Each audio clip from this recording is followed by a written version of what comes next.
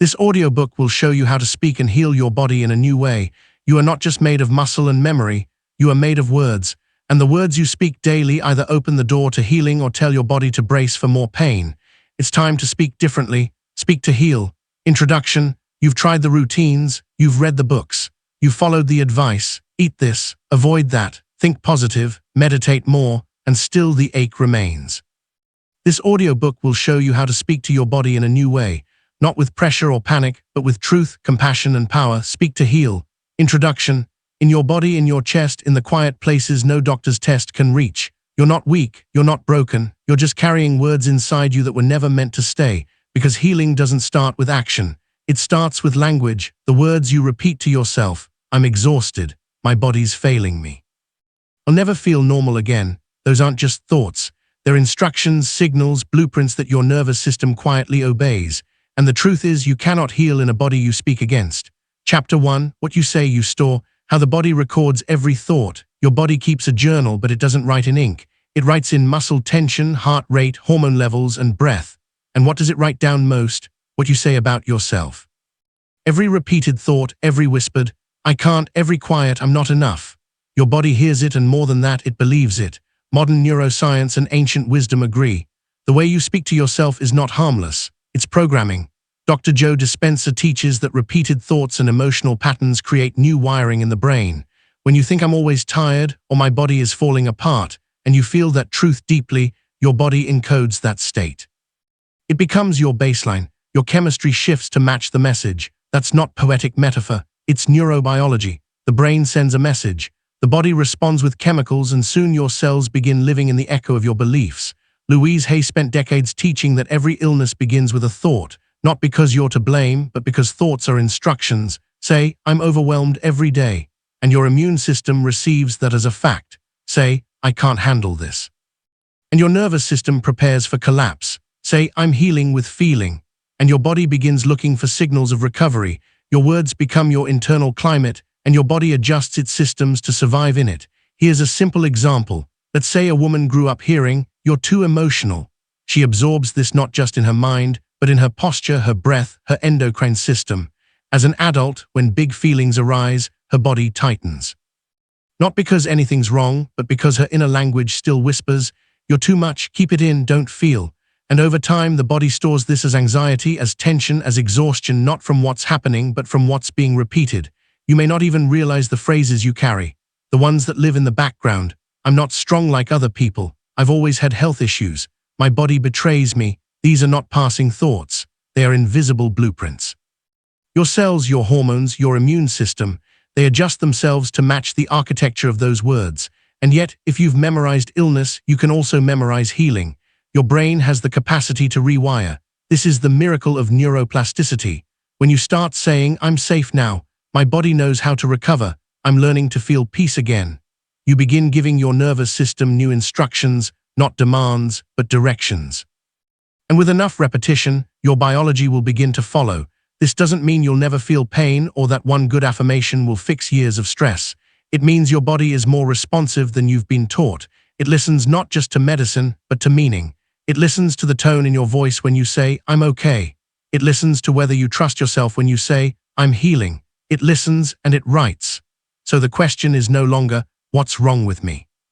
The deeper question is, what have I been saying to myself for so long that my body started living it out? This is not about guilt. It's about responsibility, the kind that frees you. You don't need perfect words. You need new ones your body can begin to believe. You need to say, I've stored the story of pain, but I'm ready to speak something new. Because your healing doesn't begin with a pill, a plan, or a practice. It begins with a word. Your word and what you choose to say from this moment forward is what your body will begin to store. Chapter 2. Words that wound. The subtle power of self-harm through language. There is a kind of pain no X-ray can detect, no scan can measure it, but your body feels it every day. It's the weight of words you didn't realize you were carrying. Especially the ones you said to yourself, I'm such a mess, I'll never get better, why do I always ruin things? We speak these phrases casually, sometimes even with a laugh, but beneath the humor is harm, because the body doesn't know the difference between a joke and a command. Louise Hay taught that every criticism, every complaint, every phrase of self-rejection sends a message to the body. You are not safe. You are not enough. you are not whole. Over time, those messages don't just pass through you, they take residence. They settle in the muscles that won't relax, in the fatigue that never quite lifts, in the digestive system that's always tight, and in the breath you hold without noticing. Your body listens not just to what happens, but to how you describe what happens. Think of it this way. If a child was sick, would you stand over them and say, "You're hopeless, you always get sick, you'll never be strong"? Of course not. And yet, how many times have you said something similar to yourself? "This is just who I am, I always fall apart, my body's broken." You wouldn't speak that way to someone you love, but for some reason you've learned to tolerate it internally. And what you tolerate, you teach your body to expect. This is the subtle violence of self-talk. It doesn't scream, it seeps. And that seepage shapes how your body heals, how it rests, and how it trusts.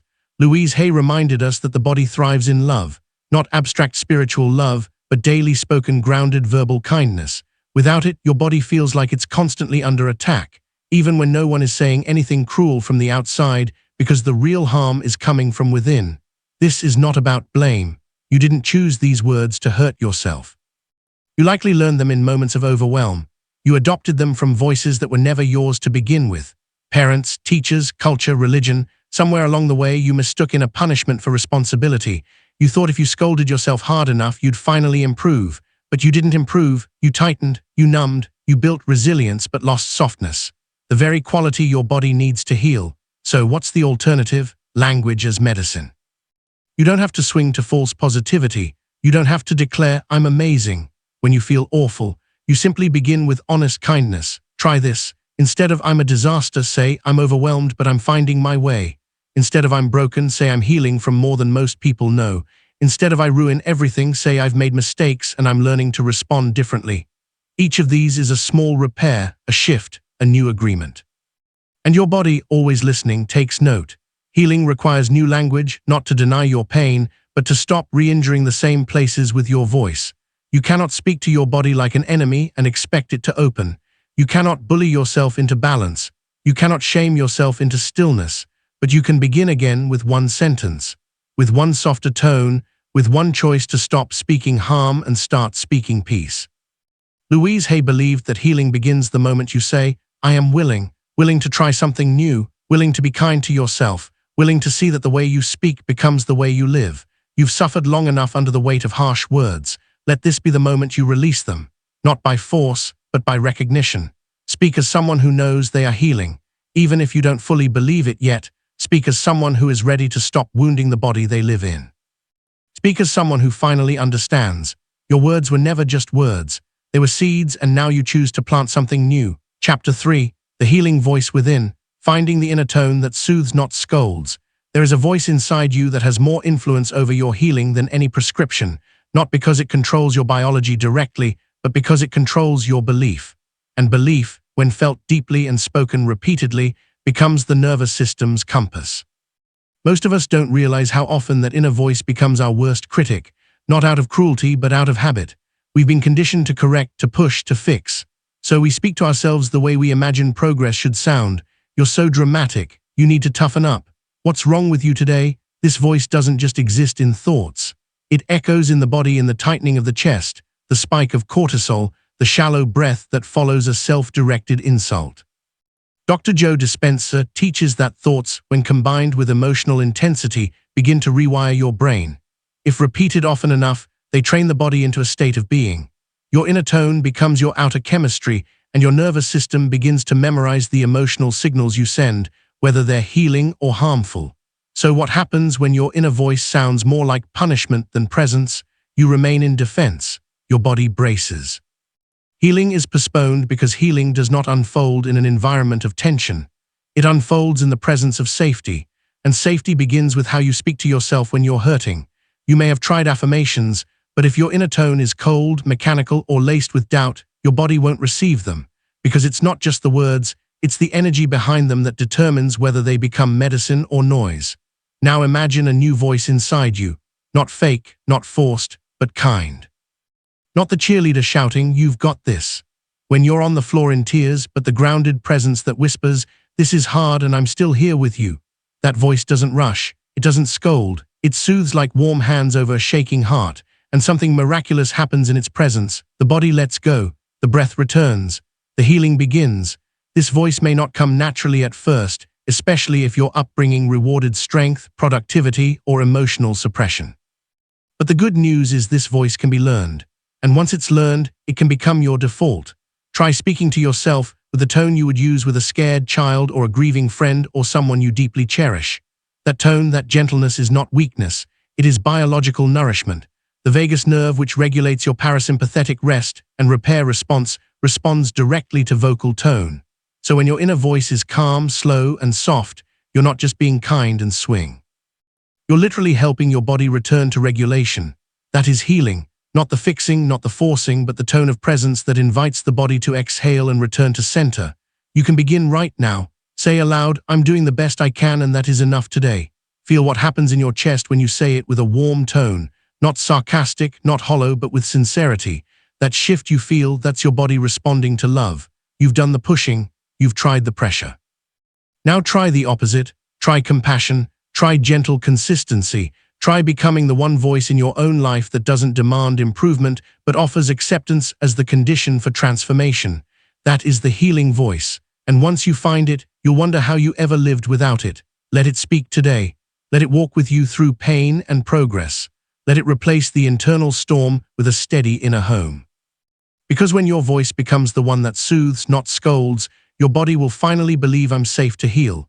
Chapter 4, I am the medicine. Every healing journey begins with 2 words. I am, not I will be, not I hope to become, but I am. Now this isn't a motivational slogan. It's the activation point of your entire identity. And identity is what the body listens to most. You can take the vitamins, do the journaling, even meditate for an hour each day. But if deep in your system you still whisper, I am sick, I am broken, I am the problem, then your body remains loyal to that voice because the body doesn't follow your efforts. It follows your identity. Louise Hay was clear. The point of power is in the present moment, and it begins with what you say after I am. Your I am statements form the blueprint for how your mind sees you, how your cells respond to you, and how your body regenerates or resists change. This is why healing cannot be separated from self-perception. You cannot embody a healed state while repeating the identity of the wounded self. The language you choose becomes the atmosphere of your cells. Say I am always tired, and the body adapts its chemistry accordingly. Say I am restoring, and the body recalibrates not immediately, but consistently, because biology listens to repetition. Caroline Myss calls identity the most powerful force in spiritual healing. She says we don't heal by begging the divine. We heal when we reclaim the power of naming and take full ownership of who we choose to be, and this includes who we are no longer willing to be. Many people live in an identity they never consciously chose. They inherited it from caregivers who said, "You're too sensitive," from doctors who said, "This will never change," from trauma that whispered, "You're not safe here."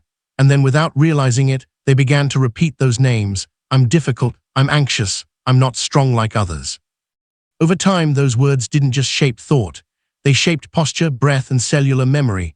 But the miracle is this. What was spoken once in fear can now be rewritten in truth. I'm not broken, I am healing, I am not a diagnosis. I am a living, breathing miracle in progress. I am no longer who I was when I got hurt. I am medicine, I am possibility, I am becoming. These are not affirmations. They are restorative instructions to your body and soul. You don't have to fake them.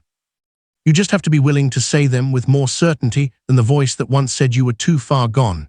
The shift happens the moment you stop trying to heal from the identity of someone who is permanently wounded, because that's the trap. To repeat the wound as a name is to stay loyal to it.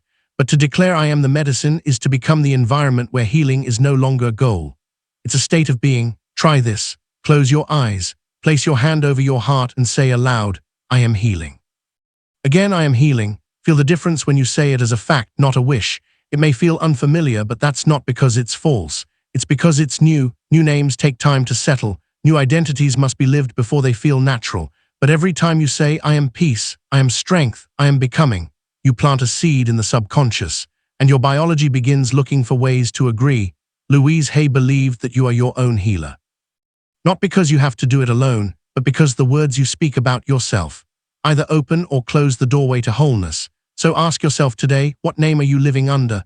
And is it one you consciously chose? You don't have to change it all today, but you can begin. You can say, I no longer agree with the old story. You can say, I am choosing to speak from the version of me that is rising. And when you do, your body will listen. It always has, because I am is not a description. It is a command, and healing is not something you chase. It's something you become. Let today be the day you remember. You are not the wound. You are the one who speaks new life over it. You are the medicine. Chapter 5, Conversations with Pain, turning symptoms into messages, not enemies. Pain is not your enemy. It is your body's most urgent form of communication. It doesn't come to punish you. It comes to speak. And yet most of us were taught to silence it, to override it, to numb it, to hate it. But what if pain isn't here to defeat you, but to direct you? Caroline Myss often says that the body speaks in a language far more honest than the mind, where the mind will rationalize, dismiss, and delay. The body tells the truth immediately without filter. Pain is that truth, not a failure, not a flaw, a message. Your body is not attacking you. It's trying to get your attention. And the more you resist that signal, the louder it gets. You may have noticed this before, a tension in the neck that only grew tighter the more you ignored it. A gut issue that flared when you tried to push through stress. A fatigue that deepened every time you told yourself to just keep going. This isn't weakness, this is communication. Pain often arrives when something deeper is being overlooked, a boundary being crossed, a truth being denied, a pace that's no longer sustainable. The body doesn't shout unless the whisper was missed, but we've been conditioned to fear pain, to see it as failure, to fight it. And what you fight, you lose access to. When pain becomes the enemy, we disconnect from our own bodies. We brace, we override, we feel betrayed by the very vessel that's simply asking for care. But healing begins when we shift the posture from resistance to conversation. Imagine asking your pain, what are you trying to tell me? What part of me feels unheard? What would it mean to stop fighting you and start listening? You may not get a clear answer right away, but your nervous system will feel the shift. It will feel your willingness to stay instead of escape. This is the heart of trauma healing as well. Most unresolved pain isn't just physical, it's emotional. And unresolved emotional pain, when unspoken, will eventually speak through the body. It becomes tension, inflammation, autoimmune flare-ups, chronic exhaustion, not because the body is broken, but because it's become the storage space for everything that was never allowed to be expressed. Your symptoms are not just dysfunction. They are intelligent signals. They are saying, slow down, look here, let go. Forgive, rest, change direction, be honest, come back to yourself. And when you begin speaking back kindly, openly, you create a relationship with your body that's no longer based on fear but trust. Try this. Place your hands over the area that hurts. Close your eyes, take a slow breath, and say, I'm listening. You're safe to speak. Don't rush the insight, just stay present. Let your pain know that it no longer has to scream to be heard. You may begin to notice patterns. That your migraines arrive when you're emotionally overloaded. That your stomach reacts when you're suppressing anger. That your fatigue spikes when you're trying to hold everything alone. These are not coincidences, they're cues. The body always keeps the score, but it also keeps the map. And pain, though uncomfortable, is often the place where the map begins. Caroline Myss teaches that if you want to heal, you must stop seeing your symptoms as obstacles and begin treating them as invitations to listen, to change, to soften, to return. So today, what if you welcomed your pain not as a punishment, but as a messenger? What if you stopped asking, why is this happening to me, and started asking what's trying to emerge through this? This shift is not just spiritual, it's practical. Because when you stop fighting your symptoms, your body stops needing to amplify them. You reduce the internal stress. You shift the system from defense to repair, and healing becomes possible, not just because the pain lessens, but because the war within ends. Let this be the moment you change your relationship with pain. Speak to it. Thank it for protecting you in ways it knew how, and let it know you don't have to fight for my attention anymore. I'm here now because pain that is listened to softens, and a body that is heard begins to heal. Chapter 6. Speak what you want the body to believe. Every word you speak is a message, not just to the world, but to your body. It's easy to think of language as expression. We say things to describe how we feel, what we're going through, what we hope for. But on a deeper level, your words are more than descriptions. They are directives. They are instructions broadcasted to the entire network of your biology. Your cells aren't neutral. They're listening all the time. And they are responding not only to the chemical signals in your bloodstream, but to the emotional tone behind your words. Bruce Lipton, in his work on epigenetics, made a powerful observation. Genes respond to the environment, and your thoughts, Your perception creates that environment. So if your thoughts are fearful and your words reinforce powerlessness, you create an inner world where healing slows, where inflammation increases, where survival takes priority over restoration. The opposite is also true. When your words speak safety, possibility, and gentle certainty, you create a biological climate that welcomes repair. In other words, your language doesn't just reflect your state, it helps generate it. Think of the common phrases many people use. My body never cooperates. I can't deal with this anymore. This always happens to me. These aren't just habits of speech. They're affirmations, unconscious mantras repeated daily and soaked up by a body that trusts the voice it hears most. Now imagine repeating instead, my body is working with me. I'm learning how to support myself through this. I trust that healing is happening even if I can't see it yet. These are instructions, not commands shouted in desperation, but calm repeated cues like a kind teacher retraining the nervous system. The body does not demand perfection, but it needs direction. Without conscious language, your biology runs on old patterns, old phrases, old identities, old agreements that no longer serve your becoming. That's why this chapter is not about becoming a positive thinker. It's about becoming a precise speaker. Speak not what you fear, but what you want the body to recognize. Speak not what you inherited, but what you now choose. Speak not from the pain, but to the pain with tenderness and instruction. You might say, I feel the tension and I sense softness there. This symptom is a message, not a punishment. My body knows how to find balance again. I give it permission. Do not underestimate the power of these small phrases. They are like water on dry ground. Given daily, they restore trust between you and the very body you once resented.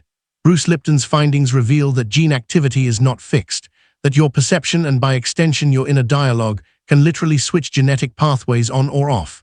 That's not spirituality, that's cellular biology. So the question becomes, what are you instructing your body to do with your language? Are you commanding it to collapse or inviting it to rise? You don't have to sound confident right away. What matters is consistency, tone, and sincerity. Start with bridge phrases. I'm learning to feel better. It's safe to heal now. My body hears me. I speak gently. Let these become your new normal. Let your language build a home your nervous system wants to return to. This is not about pretending. It's about choosing because your body isn't asking for perfection. It's asking for partnership. And that partnership begins with how you speak. Not in moments of clarity, but especially in moments of fear. So the next time you feel lost in symptoms or emotion, pause and ask yourself, what do I want my body to believe right now? Then say it, whisper it, repeat it. You're not just expressing, you're instructing, and your biology is listening. Let every word be a signal of peace. Let every phrase become a thread of repair. Music, let every sentence move you not further into fear, but gently back into wholeness. Chapter 7, Becoming the Healing Field. When your presence begins to heal others, there is a moment in every healing journey when something begins to shift, not just inside of you, but around you. People respond differently. Strangers feel safer in your presence. Friends begin to open up. Your energy no longer says I'm surviving, it says you can breathe here. This is when healing becomes more than personal. It becomes transmissible. You become the field. Dr. Joe Dispenza often describes the body as a broadcasting tower, constantly emitting a frequency based on your internal state. When you embody peace, not just say it, your energy signals coherence to those around you. You regulate not just your own nervous system, but also gently influence others to regulate with you. You've probably felt it before, entering a room and sensing ease without a word spoken. That's the field. It's not performance. It's not charisma. It's alignment. And alignment is magnetic. Caroline Myss refers to this as energetic integrity. She says when your words, your thoughts, and your energy match, people feel that and they trust it. This is the silent power of someone who has done the inner work, not just to speak healing, but to become it. When you've spoken kindly to yourself long enough, your presence becomes a safe place for others. You don't need to fix them. You don't need to carry them. You need to be what you've already become, and that becomes an invitation. You become the evidence that nervous systems can heal, that language can be restored, that peace is possible even after pain. This is not about becoming a healer in the traditional sense. It's about becoming healing energy in motion, a living reminder that regulation is contagious, that safety isn't just an idea, it's something people feel in your presence. You don't need special training, you don't need permission, you only need to embody your own message. Let the way you speak slowly, kindly with truth, become a permission slip for someone else to do the same. Let the way you pause instead of rush signal to others that they can drop the tension too. Let the way you've softened toward your own pain create an unspoken invitation. You don't need to be perfect here, you're already enough. This is the healing field. It doesn't shout, it doesn't convince, it simply resonates. This is why monks, mystics, and healers throughout time have influenced others without speaking a word, because they no longer talk about peace. Their peace and presence doesn't lie. This final chapter is not just an ending, it's a beginning. You've learned to speak differently, to listen inward, to rest between the words, to rewrite your name, reshape your tone, and reintroduce yourself to your own body with reverence. Now the echo of that work travels beyond you. It enters your relationships, your posture, your silence, and others will feel it. Not because you tell them you've changed, but because they feel safer when you're around. That is the quiet legacy of someone who is healed. Not perfection, but presence. So if you've ever wondered, can I really make a difference? The answer is yes, you already are. Every kind word spoken to your own body, every gentle breath taken in a moment of stress, every time you chose understanding over self-judgment. That's not just healing, that's transmission. Your healing is not selfish. It's generational, it's relational, it's contagious. Let your very being the medicine. Let the way you've spoken to your own pain become the way the world begins to speak to itself. You are the field now, and without even trying, you will help others remember how to come home to themselves. Chapter 8, Healing in Public. You've begun to speak to yourself with more care. You've stopped calling your body the enemy. You've made space for silence, for softness, for the slow return of trust. But now you step outside, and suddenly the world speaks a different language. It speaks in hurry, in shame, in comparison, sarcasm, and scarcity. The world says, push harder, be stronger, don't be so sensitive. Success is the only evidence of healing, and you who have just begun to breathe deeper might find yourself bracing again, because it's one thing to create peace inside. It's another to hold it when the outside doesn't match. Caroline Myss teaches that true healing isn't just personal, it's relational, it's tested in your interactions. It's strengthened in your boundaries, and it's revealed in how you speak to yourself when others don't understand your softness. This chapter is for that moment, the moment you realize the world may not meet your healing with applause, it may meet it with discomfort, but that doesn't mean you've regressed. It means your energy has shifted. It means your field no longer fits into old systems of survival. And now your task is not to protect your healing by hiding it, but to anchor it more deeply within yourself, so it's not shaken by someone else's chaos. This begins by recognizing that you no longer speak the language of urgency, you speak the language of integration. And in a society addicted to speed, your slowness may feel like resistance because it is. It is resistance to self-elation, to overexertion, to using pain as a form of proof. Your softness is sacred, but to keep it intact, you must also be willing to disappoint expectations that no longer serve your soul. You don't owe the world your pain story as an explanation. You don't owe productivity as a signal that you're better. You don't owe anyone access to the parts of you still in process. What you owe yourself is loyalty to your new tone. When others speak harshly, you don't have to match their energy. You can remain kind to yourself. When people question your slowness, you don't have to rush to explain. You can root into presence. This pace protects my peace. When friends don't understand your new boundaries, remember your job is not to convince them. It's to stay in integrity with your healing. Integrity means saying, I don't speak to myself that way anymore. It means quietly exiting conversations that turn your body tense. It means choosing rest over reputation. It means trusting that just because the world still runs on scarcity doesn't mean you have to join the race. Yes, there will be moments you feel alone, moments you wonder if speaking with such care is too idealistic. But pause and remember, you're not the only one healing in public. Every time you choose calm over conflict, you give others permission to consider a new way. Every time you stay grounded in your tone, you remind someone that gentleness isn't weakness. It's strength in its most sustainable form. This is what it means to heal out loud without shouting, to carry a vibration that others can feel even if they can't name it. And while the world may not always reflect your inner work, you will begin to find others who speak like you. People who say, I don't rush anymore. I no longer insult myself for validation. I've stopped measuring my worth by how much I produce. You'll find each other because healing makes you magnetic to those walking the same path. Until then, let your own voice be enough. Let it be your grounding rod. Repeat to yourself, I don't speak in scarcity anymore. I protect my peace with softness, not walls. I belong to my healing even when the world doesn't understand it, because the world may still shout, but you've learned to speak like someone who is whole, and eventually that tone echoes farther than you think.